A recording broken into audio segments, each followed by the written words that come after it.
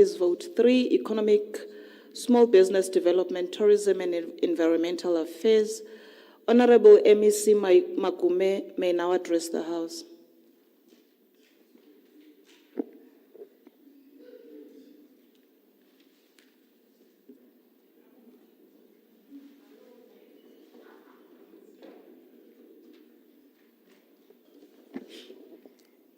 Thank you, Honorable Deputy Speaker.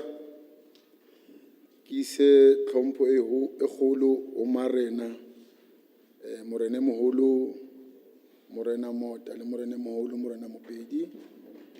Kise tlhompho e kgolo marena a teng kaofela mona, bo majoro ba selehae. Kise tlhompho e kgolo o mo premieri le speakera ba ntseng ba tswile ka baka la mabaka ke nga qojwa. Di colleagues tsa ka tsa Executive Council, the House of Traditional Leaders and the Quaison, members of the Provincial Legislature, acting DG, and the heads of departments present, the chairpersons of the boards, and the CEO of the entities, organized business and civil society, members of the media, viewers and listeners, bomme le bontate dumelang. Ke rata pele hore ke qale ka ho isa mantswe a tshidiso ho lelapa la Mongale ba ileng ba lahlelwa ke ngwana wa bona o Lerato.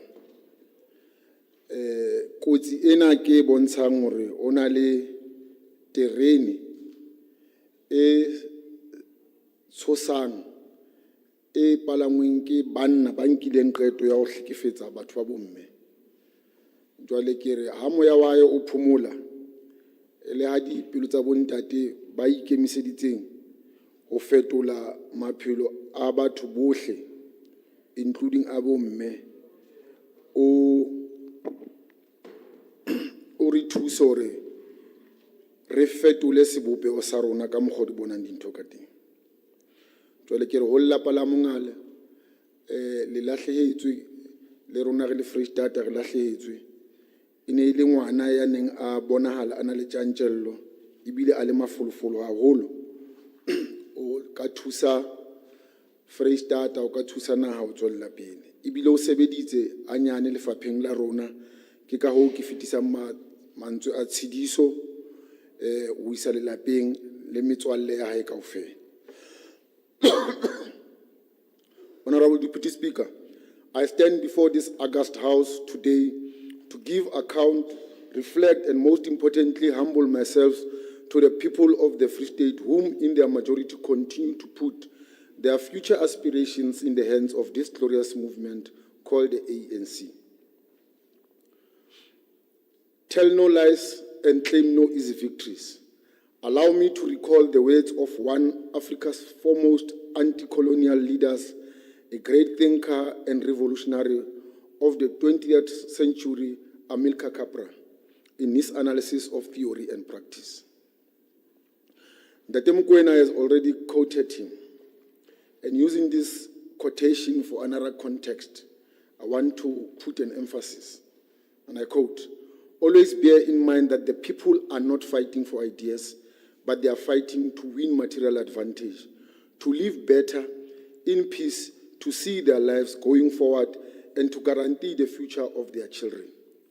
These words of wisdom are in line with the ruling party's political perspective that no political democracy can survive if the masses of our people remain in poverty, without land and without tangible prospects for a better life.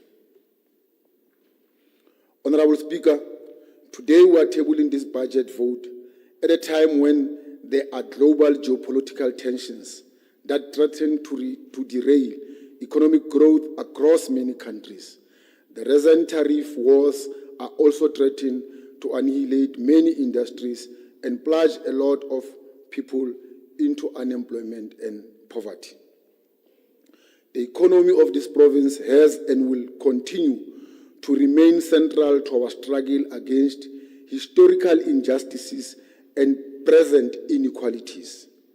This is consistent with one of the priorities in the 7th administration, inclusive growth and job creation.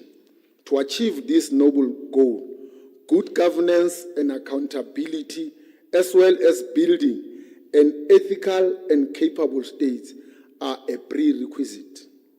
Speaker, our vision for the 5 years is to see an inclusive, sustainable, and growing Free State economy built. And we want to achieve this through leading sustainable economic growth, transformation for the benefit of the Free State province and its citizens through coordination, integration, and mobilization of opportunities, efforts, and resources. Honorable Deputy Speaker, through the actions and commitments we are making today, we envisage a Free State province with the Human Development Index improving to 0.68 from 0.65 over the next 5 years, reflecting an economy which is inclusive and reduced cost of living. We would also like to see emanating from these actions a GDP growing at an annual rate of at least 1.5% of the same period, which will create more job opportunities. Honorable Deputy Speaker, last year we stood before this House and made commitments to the people of the Free State on how the department was going to work with them to prevent environmental degradation, protect the biodiversity, develop and support micro, small and medium enterprises, as well as to grow the Free State tourism market share. Allow me, Deputy Speaker, to briefly reflect on the journey traveled since we last tabled our budget before this August House. Honorable Deputy Speaker, the prevention of environmental degradation is a key mandate of this department. In the year under review, we initiated the following actions towards the implementation of the Provincial Climate Change Adaptation Strategy in collaboration with the DFFE and the local municipalities. Water harvesting in Wepener, removal of alien and invasive species in Rustenfontein, cleaning of rivers in Bloemfontein and Harrismith, tree planting in various places across the province, awareness session of learners, communities in various districts, capacity building of municipal officials on the Climate Change Act and other aspects of climate change, promotion of renewable energy, and the development of the Free State Climate Change Information System. Furthermore, 332 trees were planted in public spaces such as schools, clinics, creches and households in Memel and Wepener, and rural schools in Wepener was supported with water tanks for them to adapt and to drier and hotter summers that are causing a shortage of water. Honorable Deputy Speaker, with regard to environmental management, 211 environmental awareness activities were conducted during the past year, including 731 compliance inspections for the compliance with environmental legislation. In addition, for 4,501 biodiversity permits have been issued. Last year, we celebrated 30 years of one of our flagship programs, EnviroQs. The program started with only 6 schools participating and subsequently grew in numbers. Currently, we managed to reach 206 schools across the province. The department created more than 444 jobs opportunities through environmental programs during the past year, and also assisted participants to contribute to the Unemployment Insurance Fund so that they can claim this benefit after the expiry of their contracts. Honorable Speaker, regarding economic and small business development, the department has achieved much supporting MSMEs through financial and non-financial support programs. We have, during the 2024-2025 financial year, spent an amount of 17 million to support 88 MSMEs, which included 32 youth supported through NYDA, 6 tourism MSMEs focus areas, and 22 medium-small enterprises in different sectors, 2 MSME with blended funding through the NEF, and 26 tech shops in partnership with CCBSA. We work with development finance institutions which have presence in the province to ensure that 34 MSMEs are provided with financial support worth 4.1 million. The department also assisted 160 MSMEs using different platforms with exposing their products and creating a value proposition for market access, that is international and national pavilions, pop-up markets, expos, social media, amongst others, on an e-commerce platform. It is for that reason that I will invite all members of this House and all those who have honored the invitations from us to, as and when we end here, just go outside next to the gate and see for yourself and buy something, particularly to celebrate their Father's Day. There are MSME who are waiting for you that side. The Botshabelo Digital Hub, which has become a center for innovation for young entrepreneurs, was supported with 500,000 during 2024-2025. Through the department's support, Regardless Culture Enterprise was successfully selected to present the Free State Province amongst 5 other participants from different provinces. The business was offered an opportunity to participate in the Sustainable Design Incubator Program that aims to grow designer brands to submitting their designs, and they were subsequently approved to supply TGF Group through their online store known as BASH. Our strategic partnership with SIPA, NYDA, Nedbank, WNR CETA, MERCITA, and Foodbev CETA has assisted us to capacitate 1,246 MSMEs with the basic entrepreneurship skills. An MOU was signed on the 28th of September 2025 between the DESTEA and NYDA, upon which an amount of 1.1 million was transferred to NYDA to support the 32 businesses mentioned earlier. Honorable Speaker, business regulation and by law enforcement is crucial to creating a conducive environment for business to thrive. In this respect, the department conducted about 239 proactive inspections and 55 awareness sessions on business compliance with various industry standards through its Consumer Protection Unit. The Free State Integrated Business Support Licensing and Regulation Act 2 of 2024 regulations have been published for public comments.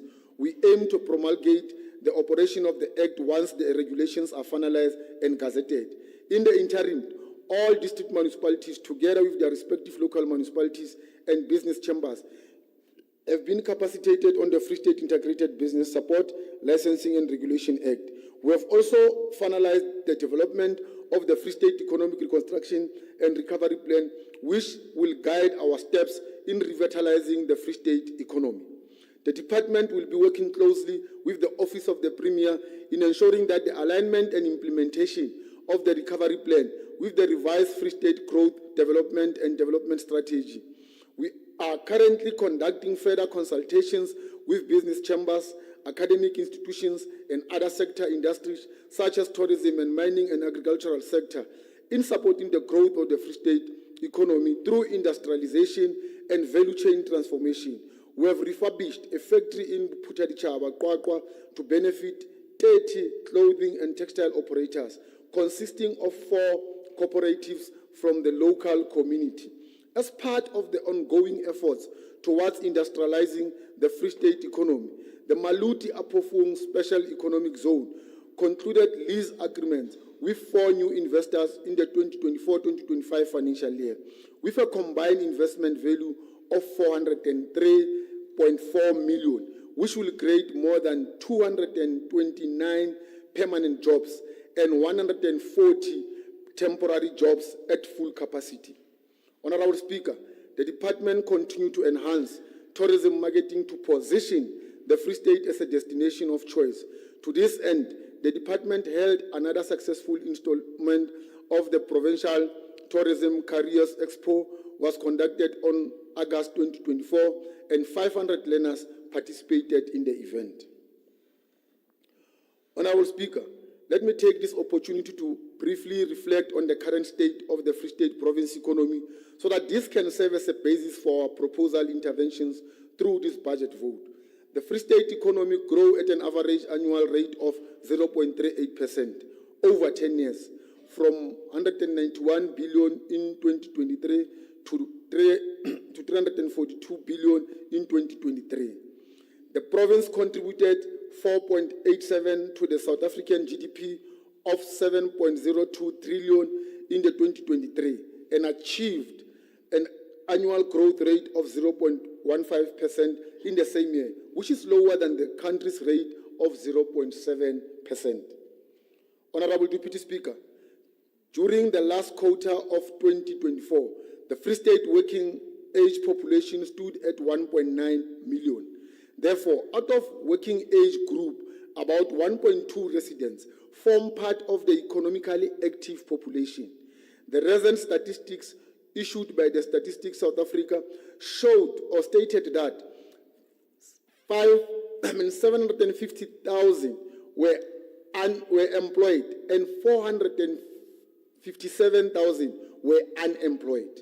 In the Free State, the unemployment rate recorded increased both quarterly by 1.9 percentage points from 36.0% at that quarter of 2024 to 37.9% quarter 4, and annually with the 0.9 from 37% to 37.9 from quarter 4 of 2023 to quarter 4 of 2024.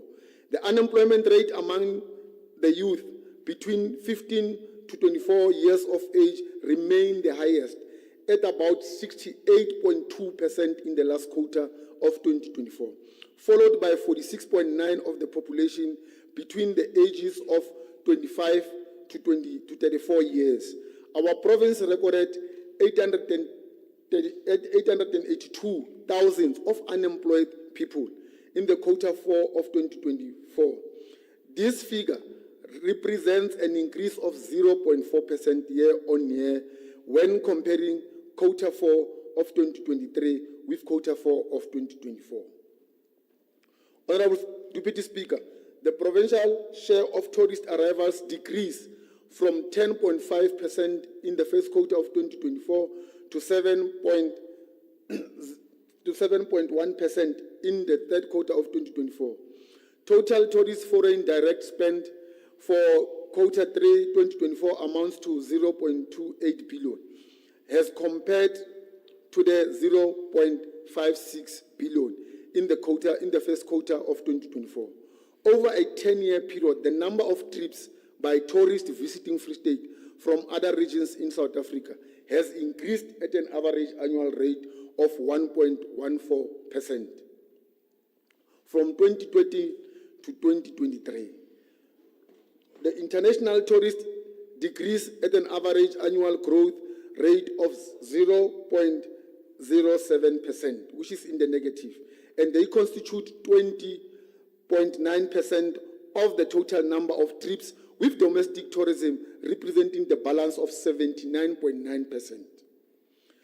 The exports from the province in 2023 amounts to 11.3 billion and imports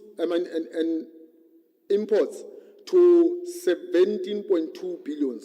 Therefore, the total trade with the Free State is about 0.72% of the total national trade. The province has negative trade balance in 2023 to the value of 5.8 billion. Specific geographical areas of the Free State's exports and imports for 2023 includes Africa, Asia, the Central America, Europe, Middle East, and the North America. Exports of food, beverages, and tobacco products to a value of 3.69 billion dominated in 2023, followed by transport equipment, 2.17 billion, and metal products, machinery, and household appliances with 1.38 billion. Our primary sectors such as agriculture and mining recorded an increase in 2023. Agricultural hunting recorded an increase of 238.39 million in exports in 2023 when comparing to 2022. Mining of metal oils and recorded a significant increase in exports of 173 million. For the same period, most of the subsectors of manufacturing recorded increases when comparing to 2023 with 2022. Honorable Speaker, we are committed to supporting enterprises to participate in the African Continental Free Trade Agreement through a market access incentive. We will assist enterprises with access to markets through market events for local enterprises in partnership with the DTIC and other strategic role players. The department has developed the Free State Trade Portal, which is aimed to create market visibility for products made in the Free State. This platform is quite crucial for access to markets as it easily links local enterprises with international markets. In the last financial year, we established a cluster development program focusing on clothing, textile, footwear, and leather sector. And this year, we will engage our industry players for their inputs. Through this program, we consolidate groups of the industries such as clothing and textile, cement, steel, and chemicals physically in the same location so that they can benefit from the shared service and mutual support. Building on our values chain transport model, we will continue to work with other departments, government entities, municipalities, as well as the industry to ensure that emerging enterprises participate fully in the value chains of all sectors of the economy.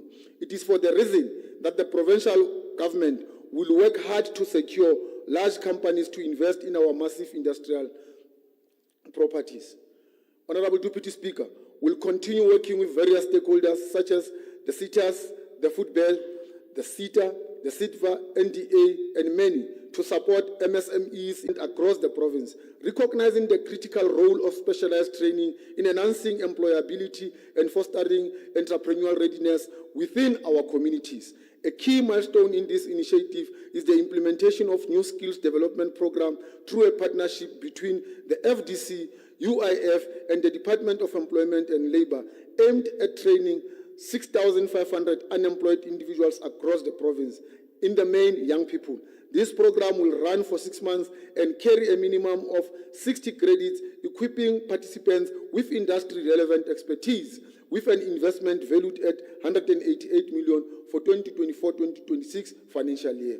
During the financial year 2024-2025, a total number of 1,906 beneficiaries were trained in various fields, offering different programs such as assistant chefs, construction and roadworks, environmental practice and plumbing, totaling to an amount of 38 million funded by the UIF over 2 years, symbolizing a significant milestone in our educational journey and our commitment to providing accessibility education opportunities. This ongoing program will provide training in various high-demand fields, including renewable energy, plant production, and the practices. Honorable Speaker, supporting micro, small business, medium is not solely about growing the economy, but about building a future where no one is left behind. Our role as government is to create a conducive environment in supporting MSMEs for inclusive growth and sustainability, and to achieve such, the department is addressing barriers like access to finance, skills gaps, and market opportunities. Honorable Speaker, we commit to reach out MSMEs through our outreach programs in order to understand their realities and critical issues on the ground. This will do along with our strategic partners and entities with whom we had already started this journey in 2024-2025 financial year. We already led face-to-face engagement sessions with MSMEs in the 3 districts and are left with 2 districts that will be visited early in the current financial year. For the current financial year, the department has partnered with the National Electronic Media Institutes of South Africa, NEMISA, the Department of Communications and Digital Technologies, NYDA, Vaal University of Technology, eSkills Collab, to train 30 youth for 4 weeks in cell phone repair program. The trained youth will receive tablets, cell phone repair toolkits, and basic entrepreneurship skills development, included business registration. This collaboration will be impactful as it will combine funding with the acquisition of skills to support startups. Honorable Deputy Speaker, we strongly believe that manufacturing is the cornerstone of the economic growth and job creation. The Free State Economic Reconstruction and Recovery Plan points to the investment and manufacturing sector as the necessary tonic for the stubbornly sluggish economic growth in the Free State. To this end, the department and the FDC is focused on ensuring that our state-owned industrial parks become a hive of manufacturing activity. To realize this objectivity, the department will continue to invest in the refurbishment of the factories in Putadichaba, Tabanchu, and Botshabelo with a view of retaining the current investors and attracting new ones. The department has set aside about 7 million for this purpose in the current financial year. Honorable Deputy Speaker, access to affordable finance is critical to any business, especially those that are established in the establishment or the growth phases. In this regard, we will be issuing a call for applications for financial support on the 20th of June 2025 in sectors such as manufacturing, tourism, agro-processing, clothing, textile, footwear, and leather, and small-scale mining. An online application platform to manage this process is already in place. This will ensure fairness, transparency, and efficiency. For enterprises to submit their applications, we encourage our MSMEs to be on the lookout for this call via the media and our departmental website and to apply accordingly. Working with Proudly South Africa, we will increase the visibility of the Free State produced commodities through our Buy Local campaigns. We will support small-scale and artisanal miners and with business planning, environmental compliance, license and applications. Honorable Speaker, public procurement is a key lever for industrialization, reindustrialization, and raising the aggregate domestic demand. One of the priorities is to stimulate the demand side of the economy as well as the supply side in order to improve the pace of economic recovery. In this regard, the department will work with the provincial treasury to identify the top 20 most procured consumed commodities by the provincial government for targeting for local production and sourcing. This will be one of the ways of stimulating and supporting the manufacturing sector in the province. The department will investigate the reasons behind a large number of commercial properties standing vacant in Bloemfontein through visibility analysis, attempt to revitalize the business center of the city. Simultaneously bring MSMEs closer to their target markets. We will also take a leading role in actively advancing public sector on matters relating to capital formation, innovation and technology, and the economic infrastructure. Honorable Speaker, the FDC continues to explore meaningful and mutual beneficial partnerships with the private sector to fulfill its mandate. It will double the efforts to attract private sector and private investors to utilize their capabilities and resources to improve its aging infrastructure, attract more investments into the province, and create much-needed jobs. In Tabanchu, the entity has recently concluded partnership with property development company to redevelop and manage the Ratlo Shopping Center. The partnership has been a commitment of 193 million for the redevelopment of the center over 24 months, with 400 jobs to be created during construction phase and local businesses benefiting from the project. This project is expected to start in the first quarter of 2025-2026 financial year. Once concluded, the facility will improve the shopping experience to the local community and expedite service delivery processes by housing various government departments and entities. The FDC property portfolio remains a key vehicle in sustaining the entity's long-term viability. There are a number of FDC clients who are not meeting their monthly financial obligations, and as such, conduct undermines this situation. To this end, I have instructed the FDC to spare no effort in recouping all outstanding debts, which runs into millions from defaulting clients. I want to repeat this one. To this end, I have instructed the FDC to spare no effort in recouping all the outstanding debts and which runs into millions from defaulting clients. Honorable Deputy Speaker, As part of this contribution towards the government's program of security of tenure, to ensure home ownership, the FDC will work together with municipalities in Mangaung and Dihlabeng to ensure the title deeds issue to qualifying 1,882 beneficiaries of the government subsidized homes. Honorable Speaker, a multi-apofung SEZ remains a catalytic and viable approach for economic growth and the acceleration of the job creation through manufacturing and commercial activities that are promoted and conducted on preferential taxation and supported by the good infrastructure. The MEP SEZ has installed CCTV cameras at the Greenland substation and monitoring control room, which amounted to 500,000. The entity further contracted a cleaning company to address illegal dumping within the zone, and 500,000 will be allocated to the current financial year. The entity will also implement intensive refurbishment of the factory number 26 to accommodate Glen Leslie Pty Ltd, estimated at 622,000. Upgrading of electrical infrastructure and maintenance of the street lights within the zone will amount to 850,000. MEP SEZ roads maintenance to restore and improve deteriorated roads is estimated at amount of 472,000. The investment promotion through branding of the park to 674,000. In line with the requirements of the SEZ Act, MEP SEZ has finalized and submitted the 2025-2026 corporate plan to the DTIC minister. Currently, the entity has investment pipeline of 16 investors with an estimated total investment value of 3.26 billion.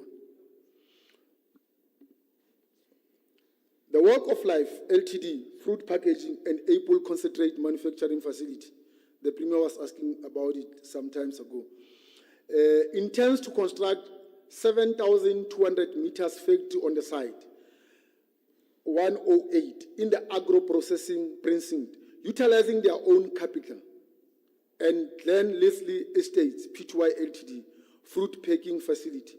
We will work with Work of Life in relation to supply of apples for further processing, in an effort to provide more opportunities for MSMEs within SEZ.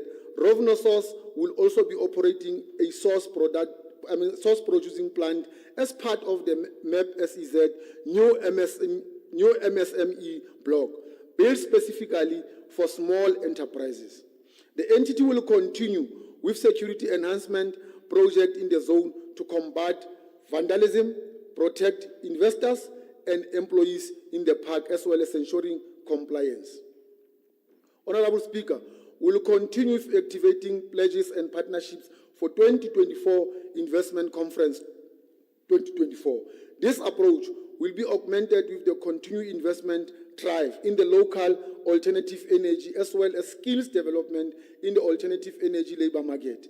The department will endeavor to unblock funding, regulatory municipality challenges inhibiting. Building on successes of the second investment conference, we will employ an investment attraction anchored on the 5 pillars in order to attract and promote more investment in the Free State.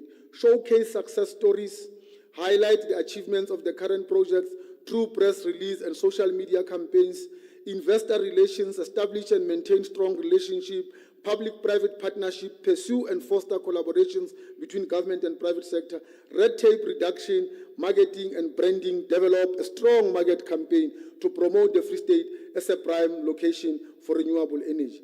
Investor engagements are underway for the preparations for the 3rd Free State Investment Conference. The event has become our cornerstone of our efforts to attract investment and foster partnerships that unlock immense potential for our region. This year, the conference will place a deliberate focus on the tourism sector. Through targeted investor engagements, we aim to highlight the unique opportunities and the hidden gems within the tourism in the Free State. As a province, we will actively participate and support the critical catalytic developments such as the Vaal River City region development, which will closely integrate with our industrialization and cluster development programs. It will also guide housing, road, school and health facilities development in the involved areas of the province. We will actively pursue the development of the Karoo Corridor, which will include the Garib Lake Development Initiative on the Spatial Development Framework. Honorable Deputy Speaker, the Free State Consumer Affairs Court is an instrument intended to alleviate challenges that consumers experience when they complain that are not resolved by the business because the majority of consumers could not afford to litigate where their rights are infringed. The Consumer Affairs Directorate will continue to investigate reported cases and conclude them within a 90-day period and further encourage mediation for the matter is referred or before the matter is referred to the court. Since the directive by the President of the Business Registration, we have received about 11,800 applications across all districts, and 5,299 of these are from foreign nationals. Illegal activities driven by foreign syndicates have threatened townships, plaza shops, flooding markets with counterfeit goods. The Free State Integrated Business Licensing Regulation Act number 2 proposed stringent penalties, including hefty fines, imprisonment, immediate shutdowns of illegal shops. Honorable Speaker, our vision for tourism in the province is tourism spending increase from 7.9% to 10% GDP over the next 5 years. Honorable Speaker, consistent with our vision of bringing new products to the market of the tourism, has assisted province to upskill 15 new entrants who are undergoing nature and culture training in preparation for the launch of the Dinosaur Interpretation Center at the Golden Gate Highlands Park. These tourist guides will be able to generate their own income by providing tours to both international and domestic affairs. The Maluti Drakensberg Transform program will continue with collaborative work together with the KZN, Eastern Cape, and the Kingdom of Lesotho, and details will follow once we have consulted with the Premier. The Lake Garib initiative is also something that we are talking about. It's a tri-provincial project which include provinces that are scaling around the lake. So the terms of reference will be outlined and the scope of the work, as well as roles and responsibilities and stakeholder involvement. The market access will assist tourism MSMEs to engage and access tourism buyers and various markets using these things. The promotion of the rural tourism has a potential to assist in preserving our heritage. In this regard, we have already met with Morena Emuholo Muntwedi Mota to explore areas of collaboration in making the award-winning Vetishoek Mountain Lodge to be a destination of choice. Equally, we have also met Morena Emuholo, Morena Mupedi on the improvement that should be done around the precinct where the statue of Morena Paulos Mupedi was erected. This area holds the history of Bakwena Bamupedi and must be preserved for the prosperity, including the renovation at the one area, a sacred place, Hamorena Muntwedi, which also must be erected and it must be refurbished. Our rallying motto, Free State is a place to go to, not a place to go to. Encourage visitors to spend more time in the Free State to explore natural beauty of the province. Consistent with this motto, the department has already started refurbishing the resort and reserve. Honorable Deputy Speaker, it is concerning that none of the landfill sites in the province are complying with their license conditions. The Office of the Auditor General has raised 3 material irregularity findings in Nwate, Metsimaholo, and Mangaung Metropolitan. So these are the municipalities that we must attend to this. We need to seriously promote initiatives such as reduce, recycle, and reuse. The biodiversity conservation is a key criterion in the aspiration principle and criteria for sustainable bioeconomy. It is thus imperative that biodiversity protection and conservation be prioritized, and in this regard, we shall continue with our efforts of protecting our flora and fauna and will strengthen measures to prevent illicit trade in protected species. Building a capable and ethical and developmental organization. Honorable Speaker, in order to improve the departmental efficiency resulting from the planned migrant of the Environmental Affairs function to the Department of Agriculture and Rural Development, and to respond to budget challenges broadly faced by the public service, we are going to amend our organizational structure so that it speaks more directly to efficiency, effectiveness, and service delivery.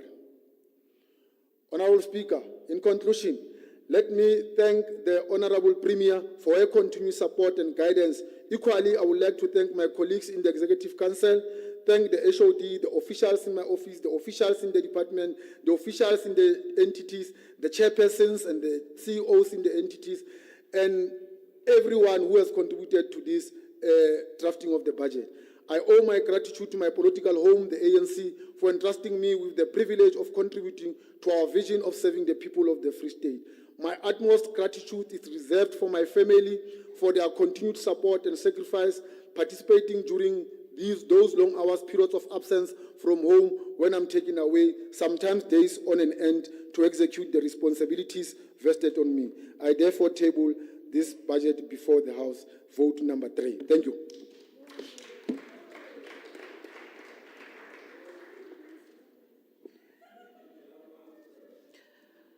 We proceed to the debates on Honorable MEC's presentation on the budget vote of the Department of Economic, Small Business and Development. The Honorable Thabo Meko may now take the floor. Sit down. Deputy Speaker, thank you very much. It's running away. Deputy Speaker, the ANC welcomes this plan by the department responsible for the economy in the province, Premier, as cardinal to reinvigorate the Free State economy. And its content makes us to believe of the ANC philosophy of a political economy. In other words, how we look at issues of the economy as ANC-led government. And this approach of the political economy, in our view, is a guaranteed approach to install equal distribution of equal resources amongst all the people of South Africa as demanded by the Freedom Charter, a document which continues to guide this country till today. It is apartheid economic relations and its legacy which are standing on our way to achieve the Freedom Charter society, to achieve parity in the economy, to be able to dismantle, complete dismantling of interrelated socio-economic challenges, of class exploitation, of gender oppression and race exclusion, whose origin is the structural apartheid economic relations. And we believe as the ANC that the approach of the political economy, in other words, the MEC must not just throw a project. That project needs to have a context, it must have a catalyst effect if you want, it must have implication, it must have impact. Number one, to transform the economy. Two, to ensure that everybody else in this country participate and benefit from this economy. And that's why the argument of the ANC is that our problems are structural. In other words, they are rooted in that history where people were excluded. In fact, we argue even deeper, MEC Makume, that the many of the socio-economic problems we're confronting as this country, gender-based violence, gangsterism, including to a certain extent the very crime, are a byproduct of this type of the economic relations, which was defined by the government that came before the democratic government. The interface between the three, an example, our women, our mothers, our sisters, are oppressed by patriarchy, They are also excluded from the economy, and they are also part and parcel of a nation that was oppressed. And that's why when we look at them, we said, you are the special ones because it's only you who have gone through a triple oppression, as opposed to both African men, worse the white men. Because in as much as white men oppressed black people, they also oppressed white women. And that's why our argument with regard to that. Now, understanding is that this annual plan, the departmental vote, is presented amidst a complex economic landscape. And many speakers who came here, of course those who were progressive, in how we understand the South African question, alluded to the fact of the global economic downturn.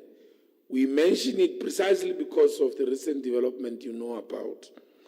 And the implication arising from such, will attempt to explain it as we appreciate this input today. As well, constrained domestic tax base. All of you know that when a government says we want to increase tax, there was a serious commotion in the country. To the extent that today we're standing here repeating almost the things that we did because of a certain sentiment in the country, for which the ANC said, if it is our people who will agree, but we don't want to agree to a short-termist type of an approach and a populist approach to complex issues of our country. So we're making note that this budget of the Department of Economy in our province is presented during this time. As well, high inflation and unemployment, increased tariffs, and limited revenue streams. Despite these challenges, South Africa has made a notable progress. One of the things that we're mentioning is that the country's credit rating, MEC, outlook has been revised lately from stable to positive. And this signals international confidence in South Africa's financial stability and debt servicing capability. This upgrade reflects the country's commitment to fiscal prudence, macroeconomic stability, and the pursuit of a growth-to-focused agenda. It reinforces investor confidence and affirms that South Africa is on a positive economic trajectory. Hence, the decision, the MEC says, we will again, as a province, convene the third installment of the investment conference, focusing on tourism. But the ANC is very excited, MEC. We greatly appreciate an analysis and, of course, the ramifications on the provincial balance of payment account. It's not often that we do that as this province. And we greatly appreciate it, MEC Makume. For two reasons. Number one, draw attention to all players in the economy, but also quite important to build data in order to be able to take economic decisions. You know, economy is not like any other thing. I don't want to be controversial by making examples. You can't take decisions about the economy if you don't have data that points you to a particular type of the decision that you must take. And that's why the MEC talks about this investment, because the credit rating of South Africa recently has just been reviewed. You know, as well, given the role that we're playing globally. Even from the perspective of the continent to continent, nation to nation, as well as province to province, we're saying the issues of the balance of payments have got to do with imports and exports. And if there's a deficit, it might hurt our economy otherwise. And the MEC speech makes mention of this in terms of an attempt to balance it such that it becomes biased towards our interest as a province. For instance, if a businessman produces something here, that something must be manufactured here, processed and everything, and it must leave this province as a fully economic commodity. Because the moment you extract it as raw and you take it out, you are at the same time exporting the possibility of jobs that must be created by that manufacturing activity. Now that's the point that the speech is making. And we're saying that thank you very much that even the balance of payment account is on the basis of our province in relation to the rest of the country. In other words, even if goods leave Free State and they go to Natal, we must apply the same principles of balancing because we don't desire for a deficit. This basically says to us the knowledge that the MEC speaks about in terms of imports and exports. We must know what is produced in our province. We must know what is it that is consumed in our province. Equally, it provides that opportunity, a real opportunity, MEC, of economic data. Because you can't be taking decisions if you don't know what we have and that we do not have. We're making a point further, MEC, that we're noting the deficit you are speaking about with hope that the new focus will streamline private sector as a mainstay of growth of the economy. Government unashamedly must mobilize the latter, the private sector, and everybody to act in a manner that we commit to increase the gross domestic product of the Free State. If the GDP doesn't grow, there will never be a miracle that will address unemployment, for instance, and to a certain extent inequalities and poverty by a larger measure. It is for this reason, amongst many, that we commend President Ramaphosa for his principled leadership in confronting distortion, safeguarding our national sovereignty, and reaffirming our commitment to a peaceful and inclusive democratic South Africa. People who are interested to analyze the theatrics of what happened in that office in America, we had a very astute president who has built a capacity to engage from the period of negotiations. When this country was a slight provocation, slide into a civil chaos, President Ramaphosa at that time, the ANC was busy crafting him and building him to be this type of a man that is leading us properly today. That capacity was built over time. Now, when he went there to negotiate, we knew when people were panicking and excited that, hey, there's going to be another Zelensky moment. We knew that Resenda Pokwa and can handle any other thing that comes in his way. So our belief is that our bilateral talks indeed were substantive, but amongst many things they achieved to reset the pattern of USA-South Africa trade relations, where quite importantly the issues of AGOA, Africa Growth and Opportunity X, and as well as the G20 meeting that is going to be convened by South Africa, were entertained and a progressive understanding was crafted. MEC, we greatly appreciate the third installment of the Free State investment. The first one happened, the second one focused on renewable energy in the main. Around 80 billion of commitment was canvassed. And we've got no doubt that you will certainly build from that moving forward into the third installment and provide a successful investment to our province, arising from locally, from nationally, as well as continent and the world at large. We welcome with great enthusiasm the finalization of the Free State Integrated Support Licensing and Regulation Act 2 of 2024. The ANC thinks that this will be a game changer in the restoration of local beneficiation by local businesses, including the installation of ethics and food safety, as MEC Mukwena was alluding. But we are delaying and all of that, including illicit products. We meet products that we have never seen before. At some point, I made a very insensitive example, and I don't want to repeat it. There's this particular pill we're told it's manufactured in the street.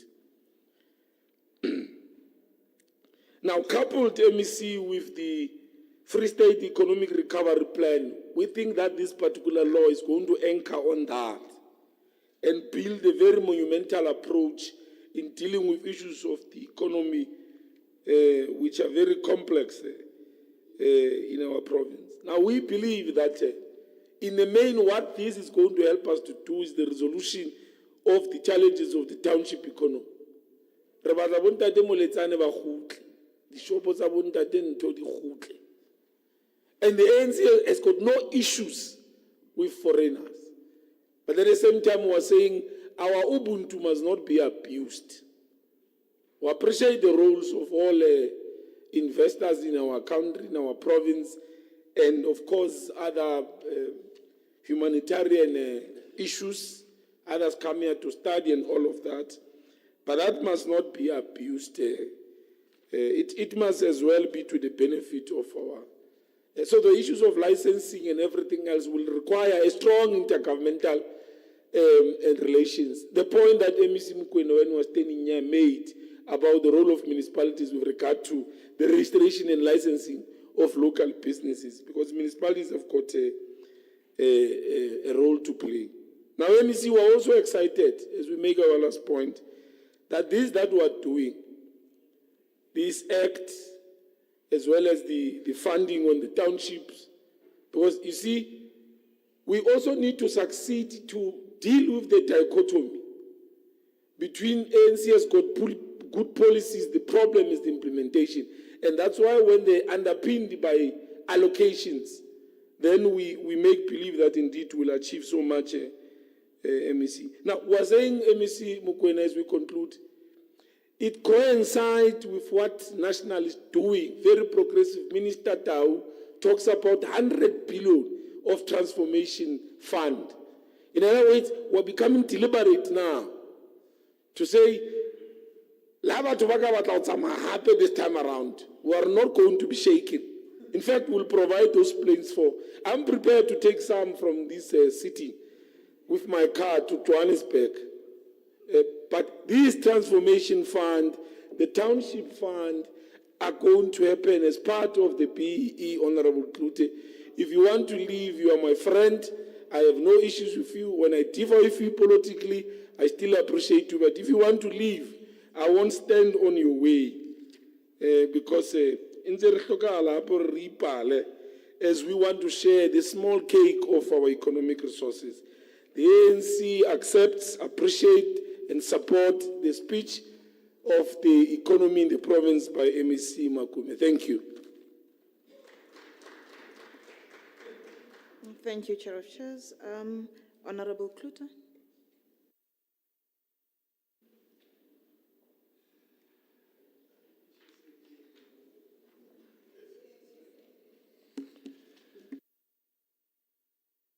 Thank you, Deputy Speaker. You know, it must be exhausting to constantly defend the executive's failures. I unfortunately don't need to do that, and I don't need to praise fish for swimming.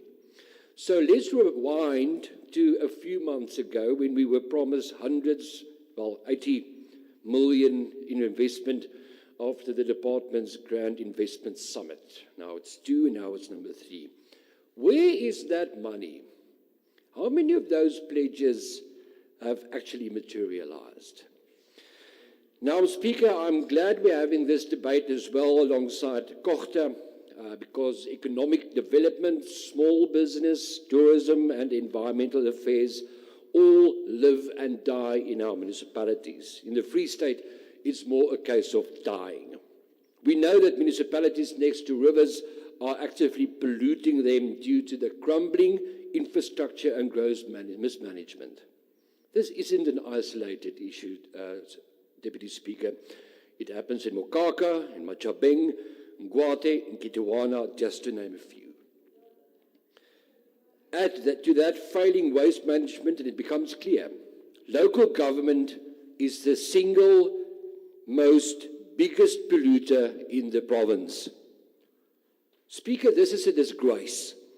The very structures that are meant to actively protect is actively destroying it. Speaker, the economy will not grow if we don't fix local government. It's as easy as that. It will not grow if we continue to praise mediocrity. It's as easy as that. We keep hearing whispers of an upgraded airport in Welkom. The very same municipality can't even fix its water and sanitation infrastructure. And by the way, MEC, how do you expect to grow the economy while the province needs 45 billion rand to fix our roads? And how many actual jobs are entities actually creating outside themselves? So let's talk about policy. You speak about growth, but your government clings to outdated policies that actively destroy opportunities. Just yesterday, the Free Market Foundation reported that BEE has cost South Africa 5 trillion rand and 4 million jobs. Let that sink in. 5 trillion rand, 4 million jobs lost. There's nothing progressive about that, Honourable Meku. At 1.5% growth, we are stagnating, MEC. It's not enough. You know, and I know, we all know, that this country needs between 4 and 6% sustained growth just to reduce unemployment. So I ask you, MEC, are you here to defend failure Honourable Member, or thank ready you, to and admit the your system time is is up. broken? Thank you, Honourable Speaker. I think the Honourable Member meant to say Mukaka. That was just a mispronunciation. We don't have a Mukaka in the province. Because if directly translated, we'll have to take you to ethics. So I just needed to, for record purposes, I just needed to correct that. The Honourable Chabalala.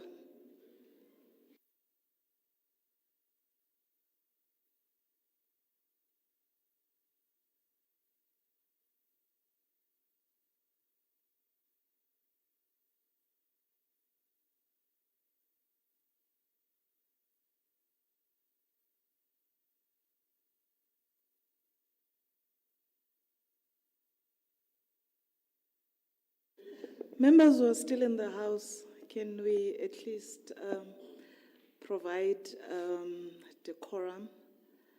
Thank you, and you may proceed. Thank you very much, Honourable Deputy Speaker. Honourable Deputy Speaker, most unfortunately, where we are sitting, we were a fake heater. It is very much cold. That heater is just a display, not a heater.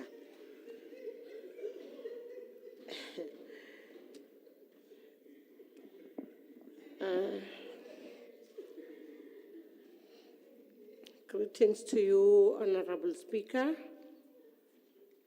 Honourable MEC, Honourable Marrena Aka ao ke a hlomphang ka tsela e kgethehileng, Honourable members of legislature.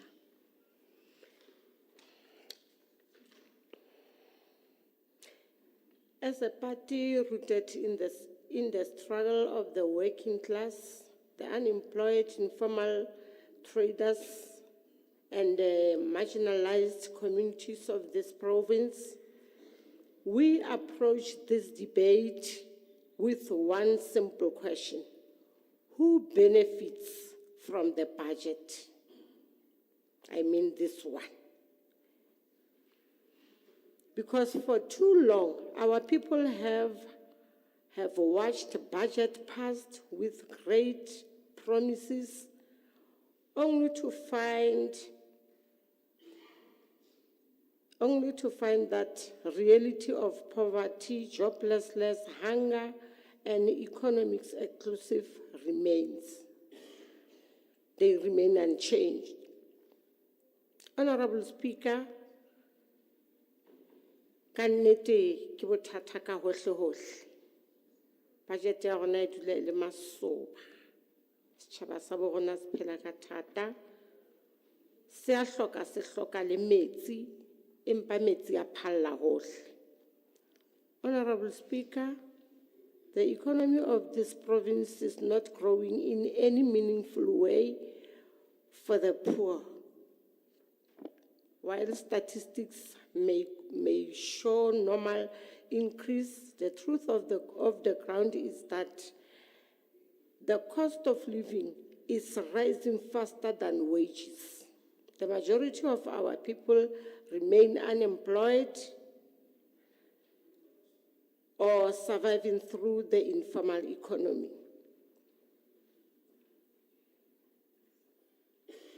Honorable Speaker, how san thusa hwa qoquwa fatsman.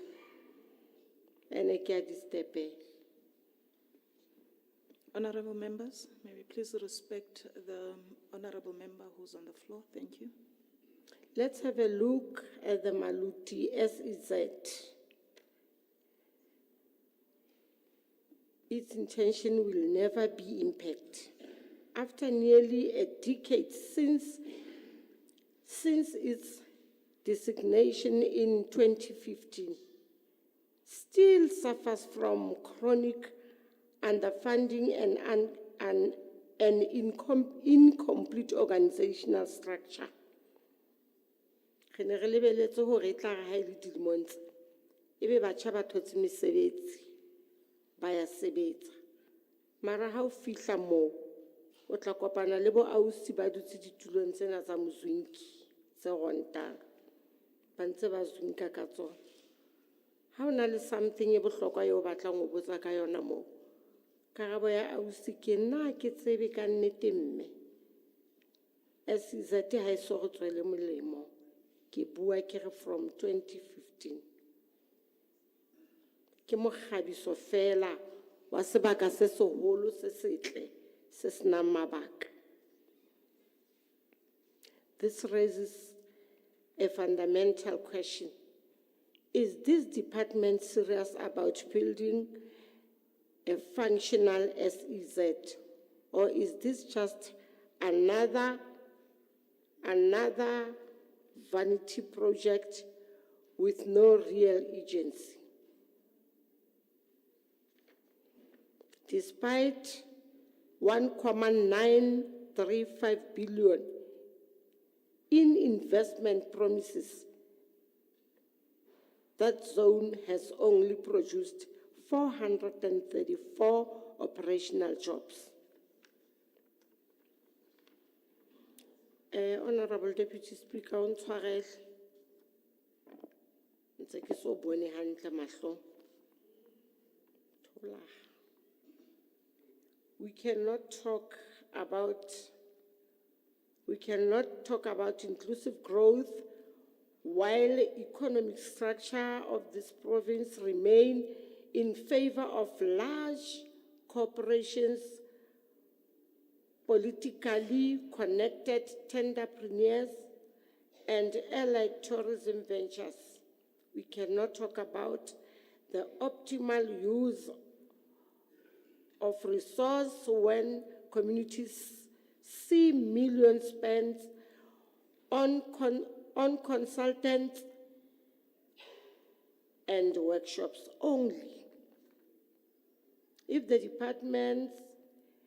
department is serious about job creation and reducing poverty, then the budget must show a bold shift towards direct investment into community-owned.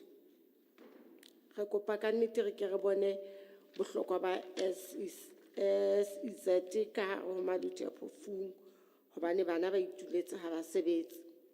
Informal trading, infrastructure, and accessible financial for township-based small business. This department must develop a budget and plan that moves beyond pilot projects and get to the heart of the issue land. Issue ileng lefatshe, access to capital and municipal bylaws that do not destroy the informal sector. We further caution against the tendency to overinvest in high-end tourism development that are inaccessible to ordinary people. Ecotourism, cultural tourism, and rural tourism must be community-driven and must benefit the local population, not just private investors. Honorable Speaker, the department has spoken of aligning its plan with key priorities: inclusive growth, job creation, poverty reduction during the cost of living, and building a capable and ethical state. We support this goal, but we must ask, where is the radical shift in budgeting that gives expression to these goals? Hakikwala Speaker, we want to remind this House that the future of our province is in the hands of informal traders, women-led How papi? No. Honorable member, I don't think that is parliamentary. That is not parliamentary. I'll now take the Honorable Van Vuren.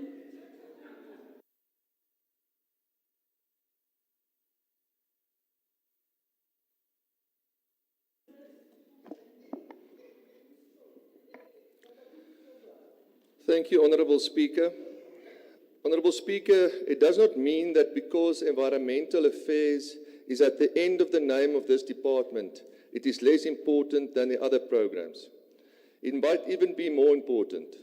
Just because we cannot see a change in the environment as quickly as we can feel a change in the amount of money in our pockets, we should not be deeply concerned about the outcome of poor environmental management. Ban Ki-moon said, and I quote, "Saving our planet, lifting people out of poverty, advancing economic growth, these are one and the same fight. We must connect the dots between climate change, water scarcity, energy shortages, global health, food security, and women's empowerment. Solutions to the one problem must be solutions to all." End quote. You are right, Honourable Mokoena, in his absence, I see. The Western Cape can never be compared with the Free State. And let me tell you why. In Saldanha Bay, the DA is positioning the Western Cape to become Africa's green hydrogen hub. 4 major projects are already in pipeline, and we are finalizing an infrastructure master plan to unlock billions in investment. It is not enough to focus on industries that are already successful. We must invest in industries of the future. When the rest of the world thinks of the green hydrogen, they will think of Saldanha, which is the kind of green initiatives we want to see in the Free State. Before the Free State can consider green hydrogen as an idea, and we've heard it now, we need to figure out how to ensure our wastewater treatment plants function.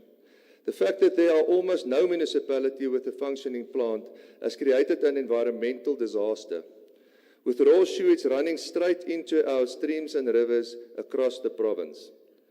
Compounding the problem is that the Free State is very exposed because there is no functional disaster management centre with plans to deal with this kind of crisis. I wish I could take all the members from the ANC and other opposition parties to visit the Disaster Management Centre in Cape Town. I want us to do it because the Free State hasn't got a disaster management centre. For some perspective, in the Western Cape, there are 6 functional disaster centres, 1 for each district. The Western Cape has access during a disaster to 8 spotter aircrafts, 4 bomber planes, 8 helicopters, and 2,000... Honourable Member, you may take your seat. Honourable Chief Whip. Maybe the question is to you, Speaker. Are we in the Western Cape or are we a periphery of the Western Cape? I thought we are in the budget of the Free State here. Now we have to listen to the whole day about Western Cape.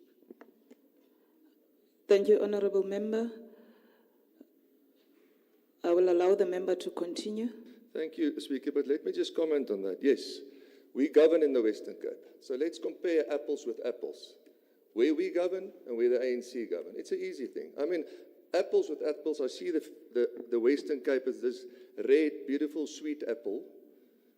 But the one in the Free State, I can promise you, is a rotten one Because you have never with been worms to in it. Imizamo Yetu.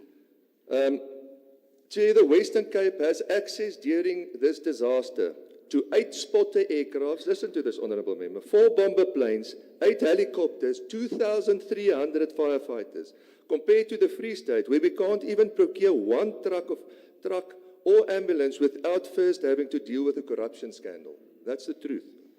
Ansel Adams, world-renowned photographer and environmentalist, said, and I quote, "It is horrifying that we have to fight our own government to save the environment," end quote. Honourable Speaker, at the Democratic Alliance, we base our policies and decisions on evidence and facts. Unlike the ANC, which bases its policies on deceit, lies, and gaining control in a never-ending power struggle within the organisation. The Free State, now facts does not cease to exist because they are ignored. The Free State economy contracted by 0.1% in 2024. That's a fact. 2 months ago, we saw that the IMF downgraded the projected GDP growth of South Africa to 1%, an indication that the international market does not have confidence in our projections and fiscal policies. Sorry, the Speaker. Despite the revelations by the IMF, the MEC of Finance projected that the Free State would grow by 1.6% in 2025 and 1.7% in 2026. These figures show how out of touch and misleading the ANC may be. As such, low growth is unlikely to reduce unemployment without the political will they continue to lack. To put this into perspective, Honourable Speaker, in Q4 of 2024, the Free State saw 25,000 more people join the unemployment line. This is a fact. The unemployment rate in the Western Cape stands at 19.6%, and in the same quarter, they created 62,000 new jobs, the highest in the country. This is not luck. This results from policies that work, a government that cares, and a real-world example of political will. Agbare Speaker, die DA verwelkom die feit dat die departement erken dat die FTC selfonderhoudend moet wees. Ons verwelkom ook die feit dat die MAP spesiale ekonomiese zone 'n begroting van 40 miljoen het. Nou kan die bestuur nie meer agter die FTC weggryp nie en moet hulle rekenskap gee van hulle eie mislukkings. Honourable Speaker, I have to ask the question, why is it that the DA in the Western Cape can get it right? Let me ask it again. Why? I know why. They do not steal, lie and deceive. Westgrow, the trade and investment agency of the Western Cape, has secured to date 8.7 billion in new investments. More than money that will create nearly 11,000 jobs in the next 5 years. Their trade teams have helped businesses land export deals worth 2.64 billion, supporting over 1,000 additional jobs. I'm convinced that since the inception of the FTC, it has cost the Free State more than what it could generate or attract through investment. Honourable Speaker, if I had to focus only on one thing in the Free State to ensure that we grow the economy and create jobs fast, it would be infrastructure. Margaret Thatcher said, and I quote, "You and I came by road or rail, but economists travel on infrastructure," end quote. Without proper roads, sustainable water and electricity, we are dead in the water. We most probably have the worst road network compared to all the other provinces. Because all the roads lead to the Free State, we must ensure that people and companies have the confidence to access our roads. These roads are the main arteries for small towns to survive. It does not just ensure that goods are transported to, through and from the Free State. It also ensures safety for the commuting of workers, children and emergency services. Honourable Speaker, we can only stress how important it is to improve our position, especially in other areas like tourism. Tourism directly impacts economic growth and job creation. Besides a poor infrastructure, the province struggles to optimally use the assets we currently have to our benefits, such as our international airport, parks and resorts, to mention a few. While the Free State loses the number of flights and tourists in and out of the province, the Western Cape recorded 84 cruise ships that docked in their harbours. Yes, we haven't got an ocean and can't dock ships, but we can at least be able to keep the gates of a resort open. We can't even do that. Over 3 million passengers passed through the Western Cape airports, while the conventional bureau secured 686 million in business events. The DEA has rebuilt tourist attractions, trained hundreds of new tourist guides, and helped businesses prepare for climate risks. This is how you capitalize on tourism potential. Economic growth lies in the principle of growing productivity and increasing sustainability over time. The DA has on an economic justice policy which uses poverty as a Honorable proxy. Van Vuuren, may you take your seat? Honorable Mbalula. Thank you, Deputy Speaker. I just wanted to ask a question. Is the Honorable Van Vuuren aware that we are not in the Western Let's first Cape, allow but him the Free to State? respond if you will take the question. Honorable Van Vuuren, will you take the question? No, it was a question. Yes, I am aware, and again, I'll tell you, because we want to compare apples with apples. You can't govern, we can. So I want to tell the people of the Free State why you suffer from this sickness or illness. But I'll tell you now, I'm going to get to that, Honourable Member. Let me just see. Before you start, Honourable Speaker, I just responded to him. I want to bring this House to the attention of Wits School of Governance professor, and you've all read this statement, Professor William Gumede, who stated, and it links to that 5 trillion rand that Honourable Klute just referred to. Conservatively, 1 trillion rand has been moved between under 100 people since 1994 under Triple BEE. Honourable Mokoena, you must take note of this, and hopefully you've read it. Ensuring that the same people have been empowered and re-empowered over and over, and locking millions of more citizens out of opportunity and into an endless cycle of poverty and despair. But ANC representatives will come up to this podium and these budget debates and talks about being a pro-poor party and looking after the vulnerable people and expect praise for just doing what they are mandated to do. You want residents to praise and herald you as heroes for just fulfilling your responsibility. And as Honourable Klute said, you can't praise a fish for swimming. Just do your job. To be pro-poor means to be a party that fights against ridiculous and unfounded VAT hikes. Honourable Mayor is out.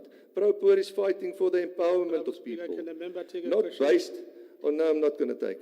Not based on race, No. but rather... Honorable Van Vuuren, let me recognize the member. Honorable Mokoena, Is the honourable member willing to take a question?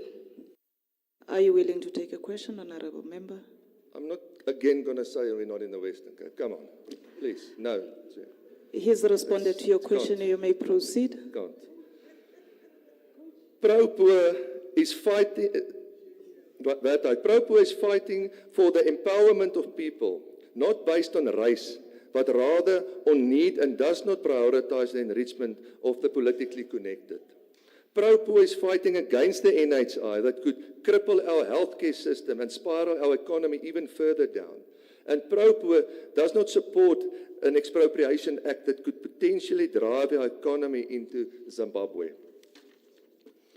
Through you, Speaker, Honourable Saki Mokoena and his cronies, or whatever you call them in the ANC, will blame, and he's done it, and they're going to do it just after this again. They blame a couple of things. Apartheid, white people, and let me add Jan van Riebeeck to it. For the problems we face, you can never stand up and say the ANC is a failure. You can never say that you had the opportunity for 30 years and you failed. Honorable Van Vuuren, if you may take your seat. Is the honourable member now acceding that the fish is swimming? Praising the fish for doing its work is now acknowledging that we are doing our work?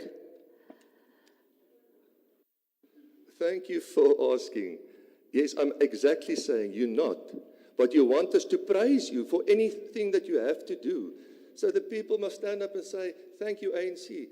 but there's nothing to eat on the table. There are no roads to ride on. Chairperson, opportunity for 30 years and you failed that. And you will never stand up here and say that the ANC is a failure. Let me call a spade a spade. That's exactly what's happening. You said we must call a spade a spade. I categorically state that the ANC will never be able to deliver on your promise if you don't stop incompetence, financial mismanagement, theft, and corruption. You cannot, because it's embedded in your DNA. You set an example and create a culture of corruption and self-enrichment. Cease. Talking about corruption. Honorable member, let's correct that. That is unparliamentary language. Please take your seat, honorable member. That language will not be allowed in this House. According to our standing rules and orders, it is unparliamentary. The word cronies as well is also a word that is unparliamentary as it is accusatory. And I'm going to request the honorable member to withdraw the word cronies, and I'm going to ask the honorable member to withdraw the word, the cis word he used. I withdraw it, Honorable Speaker. Thank you. You may proceed. But talking about corruption, in East China, in this week, recently, 2 corrupt government officials were executed for accepting bribes from government contracts. Honorable Premier, through you, Speaker, I know that you are implicated in scandals. Just be careful when you travel to China again. The problem, Honorable Speaker, in the Free State is that we have bank robbers in charge of the bank. It cannot be. Speaker. You cannot do that. It has become... Honorable member, will you take your seat? The Honorable Premier, you recognize. Is he willing to take a question? Will you take a question, Honorable member? No, Chair. I know we're not in the Western Cape. I'm not going to... You are responding. You may take your seat, Honorable Premier. We'll meet outside. It has become customary. We can meet anywhere you want to meet. I don't care. The facts are facts. You can't govern. Customary for members, and you are implicated. So it is what it is. Members of the ANC to shelter each other from these hard truths. They guard each other because the minute the people learn the truth, it will be the end of the ANC. I want to compliment some of the ANC members who have, during these debates, shown discomfort with the actions of their colleagues in the ANC. Honorable Khuabani, you said it. And Honorable Khuabani, let me tell you, it is called cognitive dissonance. You're right. According to the dictionary, it's a psychological disorder when an individual experiences discomfort when their actions do not align with their beliefs. So what you are doing as the ANC doesn't align with this freedom organization that you started off. You are corrupt and you feel uncomfortable. Cognitive dissonance, that's it. You are AKA ANC. Honorable Speaker, there's a book, please go and read it, Economics for Beginners and Dummies. You can learn a lot from this. You can actually listen to it. You don't even have to read it. Thank you, Speaker. Thank you, Honorable Correct Van Vuuren. diagnosis for DA. That's exactly what we are suffering from. I agree, and the fish is swimming. Is it true, Nale, honorable member, is maintaining the question in Lelenkwa? Honorable members, I'm going to ask you for the last time to please uphold decorum of the sitting. I'll now allow Honorable Manje.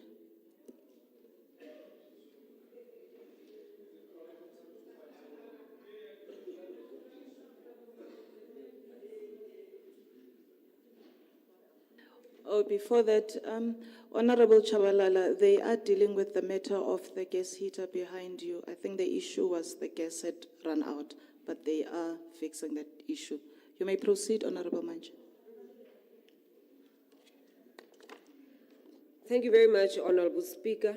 Before we begin our conversation, maybe it is quite important that as we are expected to compare apples with apples, we should equally remind Honorable Van Vuuren, through you, Honorable Speaker, Deputy Speaker, that maybe we should compare Camps Bay with Guguletu, Kailicha, Nyanga, before we even speak about any other issues.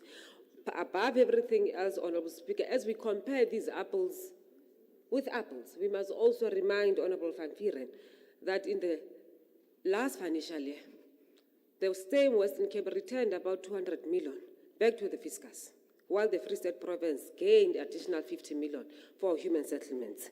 Honorable Speaker, let me take this particular opportunity to reaffirm that despite challenges, the ANC remains the leading force for change in the country and carries the hopes and aspirations of our people to realize objectives of the National Democratic Revolution.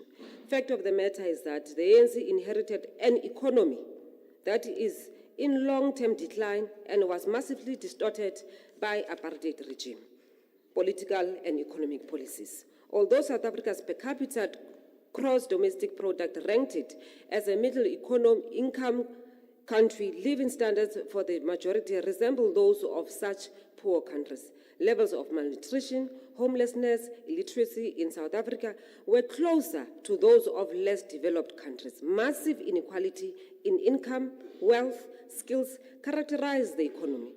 These inequalities existed between race groups, between men and women, between rural and urban areas. A range of studies shows that South Africa ranked amongst the most unequal economies in the world.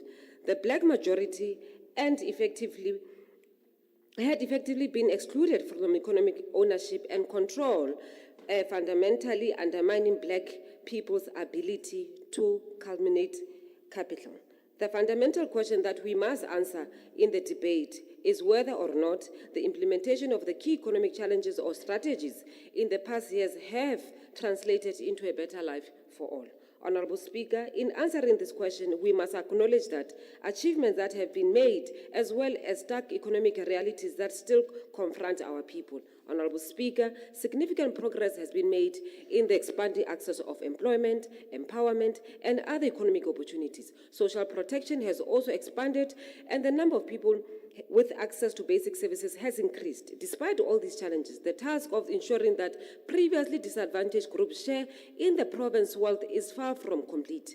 The unequal contribution of wealth and income is still largely characterized by the racial and gender demographics of our colonial past, and this is why our programs of economic transformation continues to be an important one in the context of today's debate.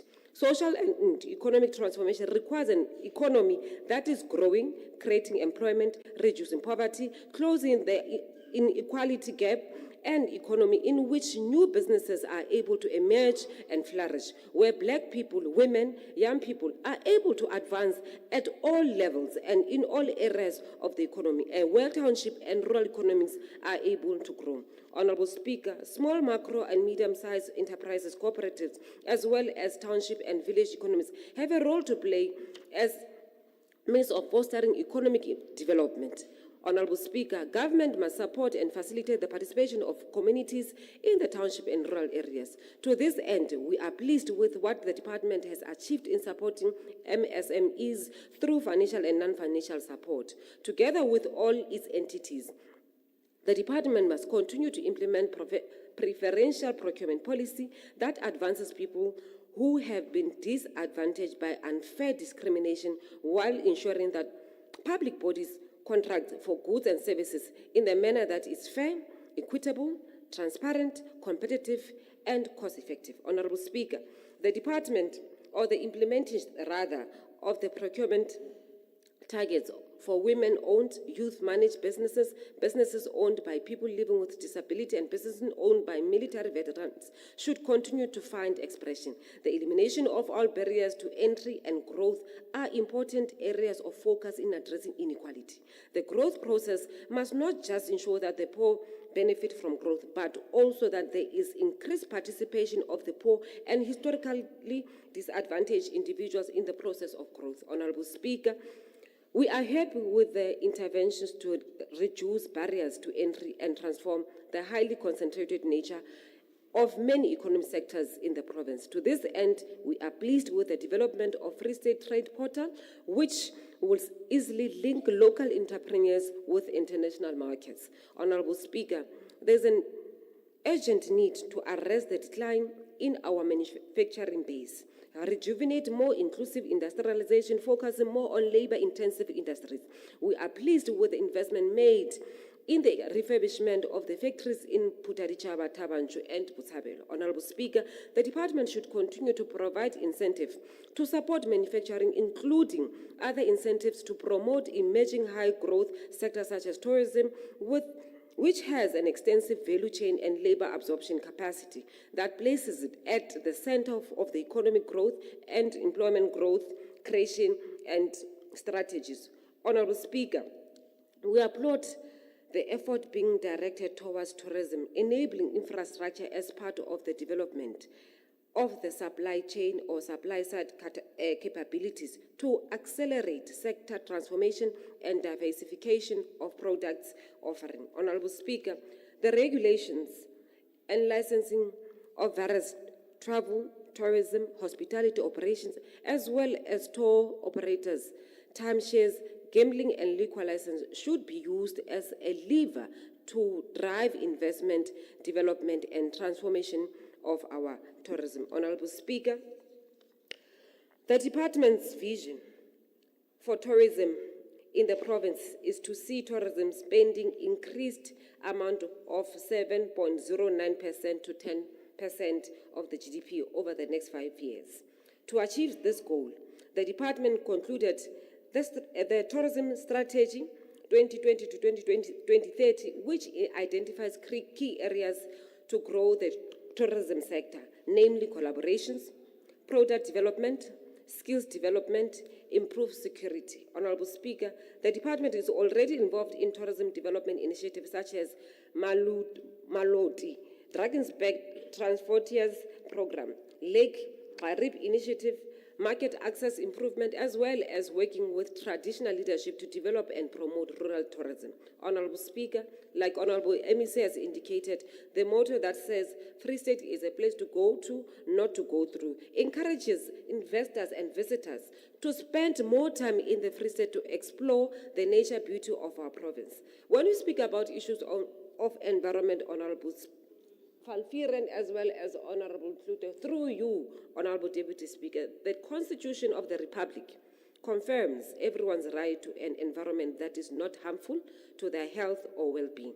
This must be achieved through legislative measures that prevent pollution and ecological degradation, as well as promote conservation. The increasing non-compliance with National Environment Management Act of 1998, Act number 107, is worrying, and the department is increasing its monitoring and enforcement capacity to deal with these issues. Honorable Speaker, it is also commendable that the department will also start a process in the current financial year to develop a provincial state of the environment report, which will then guide the department of areas of intervention in the medium to long term. Honorable Speaker, the recent damaging floods in many parts of our country are a stark reminder that climate change is real. The department must continue to work with various stakeholders to implement the action identified in the Free State Climate Change Adaptation and Implementation Strategy. Honorable Speaker, as part of the mitigating the harmful effects of climate change, the Executive Council has taken a resolution for the province to actively implement the National Green Strategy of 2006. To this end, the province has developed a framework for the implementation of the Free State 1 Million Tree Program with a target of planting about 20,000 trees in this financial year. And the MEC has spoken to this particular aspect. Honorable Van Vieren and Honorable Klute, through you, Honorable Deputy Speaker, we are happy that the Val Triangle area, which includes Metsimaholo, has been declared as a national priority in terms of Section 18, subsection 1 of the National Environmental Management Air Quality Act of 2004, namely Val Triangle East Priority Area. This step will ensure that air quality is not only monitored in the area, but practical steps are taken towards improving. Biodiversity, Honorable Speaker, and conservation is a key criteria in the aspiration principles and criteria for sustainable bioeconomy. It is thus imperative that biodiversity protection and conservation be prioritized. And in this regard, we continue with our effort to protecting our flora and fauna and will strengthen the measures to prevent illicit trade in protected species. The department is commended for prioritizing the development and supporting the entrepreneurship or entrepreneurs who participate in the biodiversity economy. This is considered with the commitments at G20 Working Group Bioeconomy hosted by the University of the Free State this year. Honorable Speaker, as we conclude, we must continue to define how best to ensure that everything that we do in as far as economy benefits our people. In the long run, we can only end poverty through process of shared economic growth, in which the growth path is reshaped to benefit all people by creating economic opportunities on a mass scale. Economic growth sits at the center of everything that can make our province better. With growth, poverty decreases. With productive sector growth, job creation occurs. When people have jobs, they can pay for their schooling, pay rates, and taxes.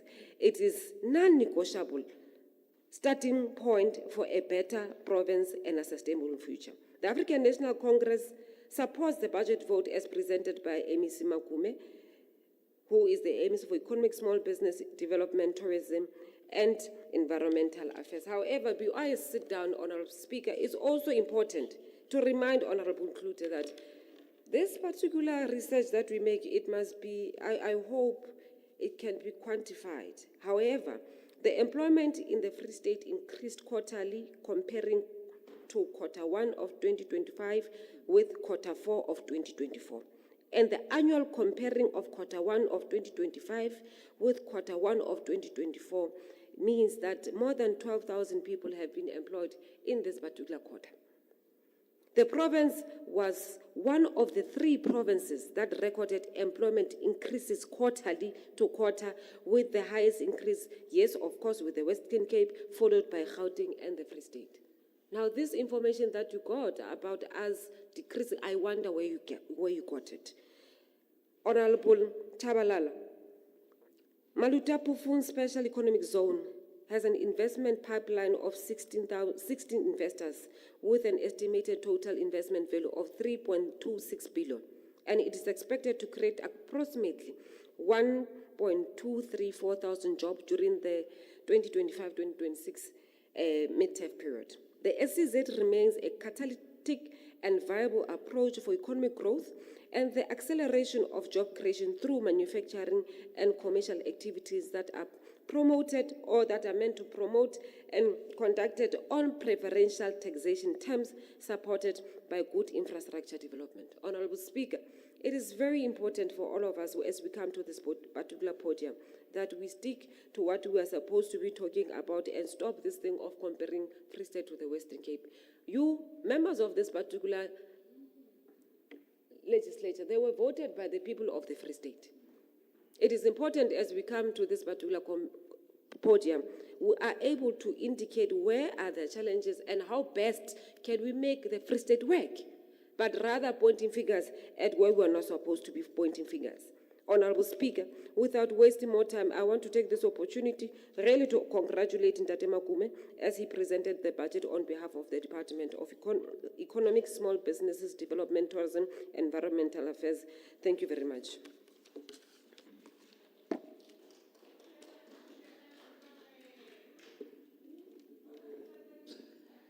Thank you, Honorable Member. The Honorable MEC may now respond to the debate.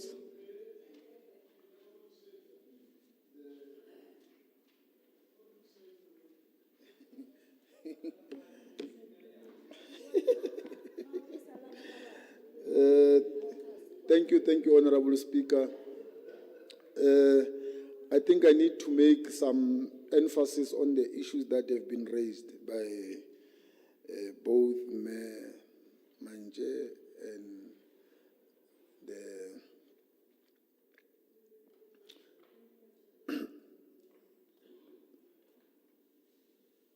because it's very much difficult to come to a podium and begin to be dishonest. at all material times, when we come here, we have to be truthful. Maybe if in future colleagues can come here and say, why the Western Cape? Because I can just ask a simple thing that Google, we all have smartphones here. Just Google Kailisha, Google Langa, Google Nyanga, and check the picture of what you call the Western Cape at work. Because it can't be that you define Western Cape only on the basis of the wide suburbs. It can't be. It's wrong. It is wrong because we are building one country. It is wrong because we are building a non-racial society. It is wrong because also that government, it must be a government that is based on the will of the people, black and white. And this is not what is happening. So, the shortcomings of our government, they need to be really raised, but as an opposition that is responsible, bring alternatives on the table. Don't compare us with a racist government that is not even interested to develop black people. We are prepared to develop both black and white people of the Free State, and that is why we are bringing these things on the table. So that's the first thing. The second thing, Honorable Klute asked a question. What happens to the investments that colleagues or the department has been making commitments about? Let me first explain that after every investment summit, it does not mean that the following day companies will pop out. There are other processes that needs to be attended to. One of them is regulation. Number two, it's issue of municipalities availing land where investors have pointed out to go and invest. So these are simple issues that colleagues must understand. But other than that, we are aware that in Virginia, we've already started with a solar plant. You always see it when you passed across Virginia. So to come here and ask, where are these things? I don't know why are we doing it for ourselves. We are aware that I was in one of the portfolio committee when the Klute is a member. I was asked a question, what happens to the Kronstadt project? We explained that we are still attending to issues of regulations because they can't just plant. And they also involve issues that have to involve the Department of Energy and Minerals. You are also aware that there's another one which Siriti is busy with DRME in relation to regulations. So the projects have already started. There are those that are on the licensing phase, but there are those that are on the phase one. We are aware that the helium mine gas is also on the process. It was part of the investment commitment. It is there. It's working. Money has been put in place to get those things. So let us not come here, demonstrate our ignorance to the people of the Free State. It's very much important that we do that. But let me emphasize other things that I think they're important for the people of the Free State. Number one is on the registration of spaza shops. That a decision has been taken that all spaza shops need to be registered. What we have given you here are statistics that we've got 11,000 registered. In the 11,500 are foreign nationals. So the question has always been, what are you doing now? What we are trying to do now is isolate particularly irregular registration, where our people have actually made themselves sacrifices and go and register on behalf of foreign nationals. And this they've done it because of the ignorance again. Because these registrations are going to be linked with SARS, they are going to be linked with SASA, they are also going to be linked with all other departments that are assisting people. I was making one example to other community members that they must be aware that in future when they are being taxed, they are going to be taxed with business tax or companies tax because they have claimed that they've got such shops. But those shops are not owned by themselves, are owned by foreign nationals. So these are some of the dangers. The second one is that those spaza shops, if you happen to be the owner of the property, for instance, these ones who are giving out RDPs and their houses and the garages. They must be aware that if it happens that a business is being registered to be a salon, and we arrive and we found that there's another activity that is taking place, the owner or the business owner and the owner of the property will have to be reported at the police station. So it's not going to be sure, Ori, it's not my business, it's only my property. Because every time when people rise against illegal activities, people stand up and say, no, don't ban my property. So we are saying all property owners must also be responsible to ensure those things. So it's very much important. We're also encouraging the issue of recycling, the issue of reuse campaign, because we want to clean the environment. So we're very much aware that key to economic development is also environment. But there are these other things that you don't talk about them. There's a strategic approach that you have taken as the opposition to disinvest campaign our country. Every time you go to the public, you discourage people not to invest in our country. Because you raise these things as if investment must not help us to resolve those things. Actually, investment must help us to deal with issue of infrastructure development. Investment must help us to deal with unemployment. We can't stand here in this podium and say, we don't have a clean environment, therefore don't invest. We need those investments so that we are able to make it work for us and for our people. Our people can get jobs and then we can clean our environment. So we are very much serious about it. On the issue of the tourism, there are so many hidden gems in the Free State that have not been marketed properly. And part of the entity, the FSPLGT, is to ensure that they market those hidden gems so that we attract investment. And then with that investment, we put it into the infrastructure. We resolve some of the problems. And some of the problems are very much historical. It's a well-known thing that the infrastructure in the Free State is aging. And not only in the Free State, all over the country. So to renew it, you need more money. And how do you get money? Attract investment. Get the private sector to work with you. And this is what you are disinvesting.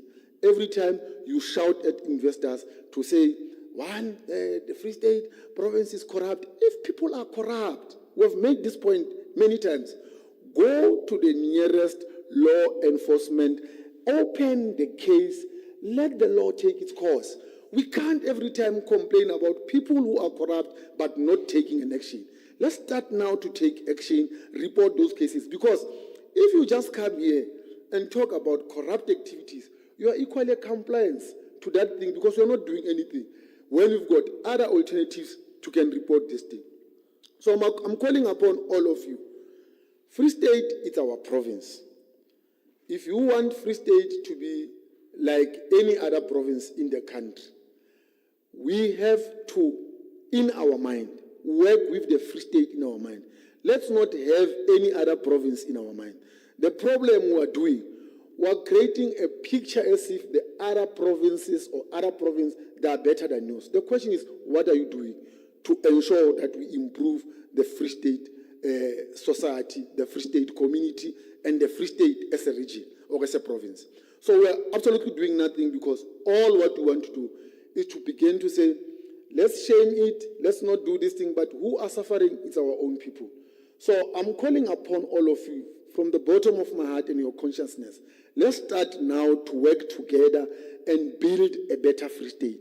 Build a Free State with an economic that is inclusive of all those that were disadvantaged in the past. I want to see all of you here, opposition, going there at the gate, starting to support the ones that are already there. Don't ask us, what are we doing with job creation and what? I'm already saying contribute to job creation by investing in those SMMEs that are at the gate today. All what you want you to do is to ensure that today you put a bread on the table of individuals who have taken upon themselves, who don't want anything except an opportunity and access to opportunities. And they've also wanted the market. So we have created them a market for you to go and spend so that we build a better Free State. So by those few words, I want to thank everyone who contributed positively to the budget. Thank you.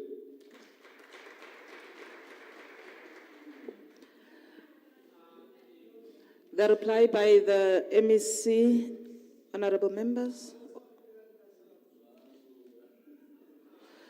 The reply by the MEC concludes the business of the House today. Before the House adjourns, I wish to make the following announcements. That honorable members and guests should remain standing as the Sergeant at Arms and the Honorable Deputy Speaker and the Acting Secretary leave the House. That guests should remain at their allocated seats while honorable members leave the House. The House shall now adjourn until Tuesday, the 17th of June 2025 at 9 o'clock at the 4th Ratsal. And the business of the House shall be the consideration of the following budget votes. Vote 10, Community Safety, Roads and Transport. Vote 9, Public Works and Infrastructure. There will also be a debate on Youth Month under the theme, Skills for the Changing World, Empowering Youth for Meaningful Economic